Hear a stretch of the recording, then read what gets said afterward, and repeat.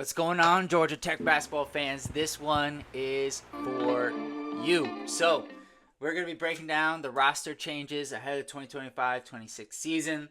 And then at some point early in the fall, I'll have my predictions out on what I think Georgia Tech's win-loss record is going to be once we know what the schedule will be for them. So, let's jump right into it. Quick recap here. Last year, listen, I was very high on Georgia Tech coming into last season. I thought they could be a tournament contending team. It didn't happen for them, but it really wasn't the fault of the Georgia Tech program.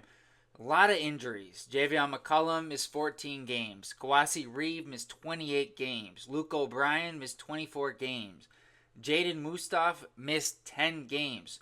Dorian Onwuchekwa played 10 games and then seemingly left the program. So it was a tough year just in terms of injuries and off the court instances for Georgia Tech. And yet, with all of that, they had a strong finish to the season, going 9-6 in their last 15.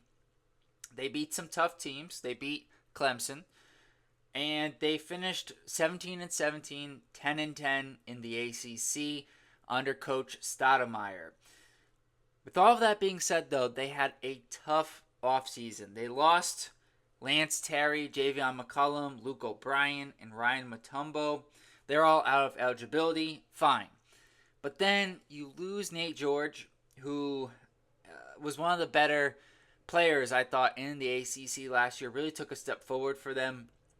The leading assist man in the conference. Ibrahim Saore also goes with George to Syracuse. Duncan Powell, who I thought played a really important role for Georgia Tech, he ends up transferring to Providence. Dorian Onwuchekwa leaves. That's fine. They kind of got used to that. And then Darian Sutton also left. He didn't play a ton, but was a freshman. So you're kind of hoping maybe he would stick around. Now, let's break down who is here. So we're going to pull up the roster for Georgia Tech heading into next season. And there's a couple of guys who've stuck around. The first is this guy on the far right here. I should have just left it alone. Jaden Mustaf. Jaden Mustaf, man, he's a slasher. For those of you who don't know, Mustaf is a guy who likes to get to the rim. 6'5", strong body. If he can improve his jumper, which I think he's going to need to on this roster for next season, and we'll get into the reason why in just a bit, he could have a really good year for them. Now, next up in terms of returners, we've got these two guys. By Dango and Kawasi Reeves. Dango, I honestly think, is one of the more underrated players in college basketball just in terms of how much people talk about him compared to how good he is. There should be a lot more talk about Dango. He is just an extremely talented forward. He's going to spend more time this year at the power forward spot, which is interesting because I do think he played a little bit better at center. And Kawasi Reeves really barely played at all last year. So hopefully he can be healthy for the Georgia Tech program. A guy who provides shooting and athleticism on the wing at 6'7". Now, going back to the top here, we're going to talk about a couple of the transfers. The first one, most important one, arguably, is Lamar Washington, the 6'4" transfer who played at Texas Tech for a couple of seasons. Didn't play a ton. Then last year was at Pacific, where he played a lot. Like 13 points, 5.5 assists. Pacific was not good.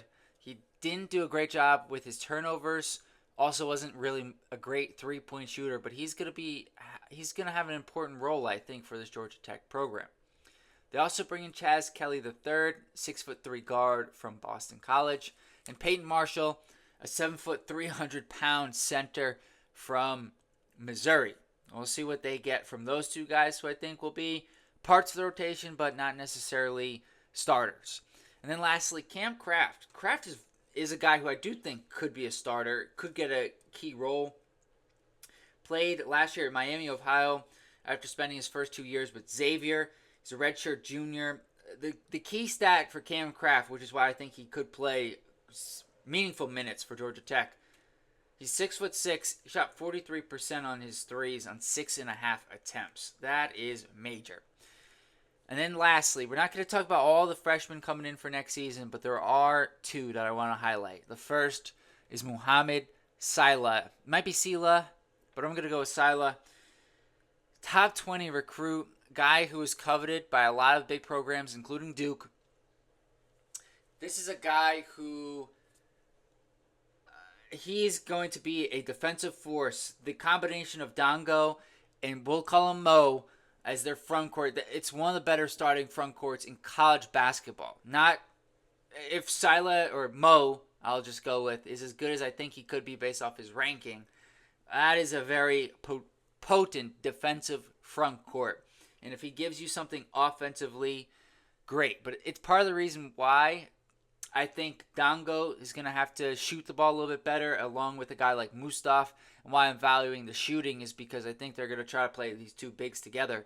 And why would you not? So you're just going to need to surround them with shooting. And then the other guy I want to highlight is Akai Fleming, who was a pretty highly rated freshman recruit, 6'4".